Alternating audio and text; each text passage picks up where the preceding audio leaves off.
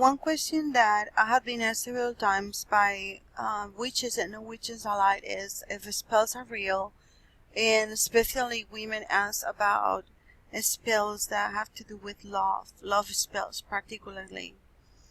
And I always said that I have experienced both.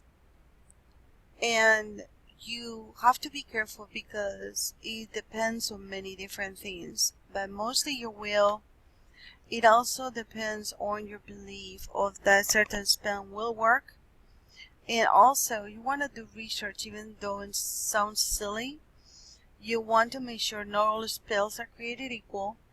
And when you go to, let's say you go to Barnes and Nobles or you go to another bookstore to buy Wiccan books or books that talk about witchcraft, there's the good books, and then there's books are like I want to say bad books, but they are books that have nothing to do with Wicca, even though they claim to be.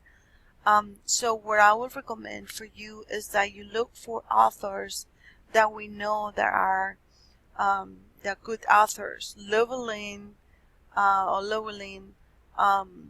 such as, for example, Cunningham is a great author to begin with. Amber Kay, Buckland, of course. So all of those authors, and you'll see that once you start reading those books, you'll see the difference between the Starhawk is also a very good one.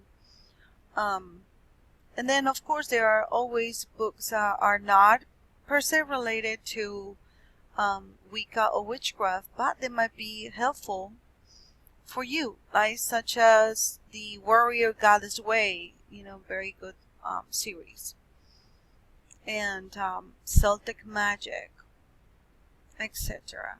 So there's a lot of books out there, but at least we recognize that there's ethical questions here. If you do a love spell, is it still ethical? How can do a love spell without interfering with other person's true will, which will violate the Rede? So indeed, a typical love spell, which takes pink candles, rose essential oil, and a couplet that includes "and bring journey to me," would violate the Rede, since you are asking the gods to override Johnny's true will. Instead, hard as it may be, change the rhyme to say, "Bring my true love to me." This changes the spell to an ethical working, and you might discover that Christopher or Marilyn or Danny, whatever, is your true love. Now, the golden rule is well heard of, the golden rule, which almost seems like the ultimate moral and ethical standard, and many faiths have different versions of it. In Christianity, we say, "Do unto others as you will have them do unto you." Judaism says, "What's hurtful to yourself, do not do to your fellow men." Islam says, "Do unto all men as you will wish to have done unto you, and to reject for others what you will reject for yourselves." Buddhism says, "Hurt not others with that which pains yourself." Confucianism has, what you do not yourself desire, do not put before others." And then Hinduism, "Treat others as thou wilt thyself be treated. Do nothing to thy neighbor which hereafter thou wilt not have thy neighbor do to thee." So there's nothing wrong with the spirit of these moral imperatives. They are designed to help you act with empathy towards others and treat them well. The only difficulty from the Wiccan perspective is that other people may not want, need, or object to the same things you do. Some people like juicy steaks, some like crunchy vegetables. Some people go bungee jumping, others would rather read a good book. Some people cover the skin with tattoos, and others don't like sharp needles poking to them repeatedly. So we cannot assume someone else's needs, desires, or objections are the same as yours. So for us, what's the difference? Well, treat other people as they want to be treated, not the way you want to be treated. In your best judgment, where harm may be done, be careful. You're not obligated to assist anyone in something that seems risky or harmful, no matter how much they think they want it. Despite our efforts as human beings and as weekends, sometimes we do wrong and mess up. We act carelessly or let negativity or emotion controls us, and someone gets hurt. What then? Well, do what any honest, responsible, ethical person will do. Admit your mistake and do whatever you can to heal the situation. Witches take responsibility for our own actions, and if we make a mess, we clean it up. Occasionally, the person, group, animal, or place, as the universe is constantly evolving and related, is out of our reach, and you cannot remedy the situation directly. So then you can work with magic to mend whatever can be mended. Not forcing it on the individual, but making it available to the higher self for them.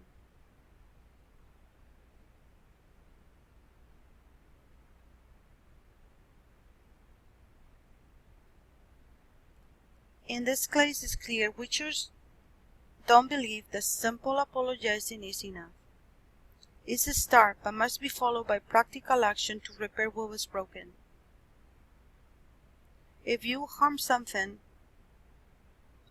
that is out of your reach, you can always find someone to stand in for your original victim and then do something positive for them.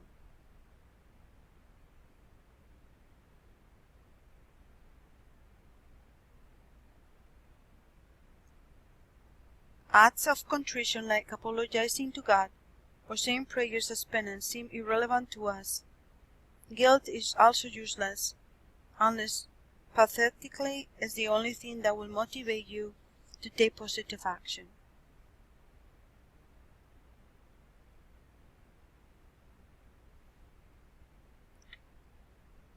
Now there are witches without the Rede. Some who claim witchcraft as their path, non-Wiccan witches, do not choose to follow the Rede. We think of them as Old Testament witches. If they feel they have been attacked, they will demand an eye for an eye. Some will not hesitate to do binding spells or active curses if they feel their enemies deserve it. We wonder whether such magicians are aware of the law of return or have any idea that their negative magic will come home to them, run into something bigger and more destructive than what they conjured originally. Nobody can shield themselves against the law. The fact that we support Wiccan ethics will cause some of the redless witches to dismiss us as fluffy bunny pagans. Obviously not dark, edgy, or fierce enough to join their club. However, this does not seem right to us. How does the craft community respond to unethical behavior? There are many craft communities through several countries, and they are of course all different. In some areas, local witches are able to live and work in harmony almost all the time. In others, conflicts may be settled by appealing to the Council of Elders. Respect the craft leaders, who will hear both sides of the dispute and make a decision accordingly to the traditions of the craft and common sense.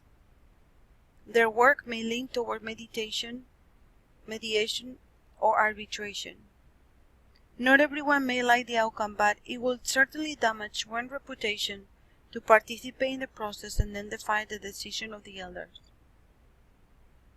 In extreme cases where an individual misbehaves badly and cannot be guided to a more positive path, they might be shunned by the local craft community. Shunning is an ancient and powerful technique. It means that the person is totally ignored. No one in the craft community will speak to them, do ritual with them, or invite them to Sabbats or festivals. As it is, they no longer exist. they had to start over in a different community. What about bringing in secular law enforcement such as police? The ordains do say to keep craft disputes within the craft, but if there is a serious crime, most witches will invite the police and courts to do the work. When someone has seriously violated the Rede, as well as the laws of the state, they can no longer expect the protection of the craft community.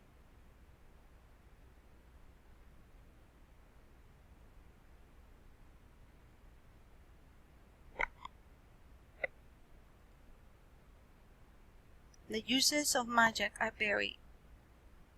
Kitchen, ritual, shamanic, ceremonial, nature, inner, candle and sex magic, spellcraft, divination, tarot rooms and pendulum, empathetic, light workers such as working with angels, oral healers, and soul guides or spirit guides, and then cyber magic. In the next module, we will cover some of those spellcraft ritual magics and talk just a little bit about each one of them. See you then.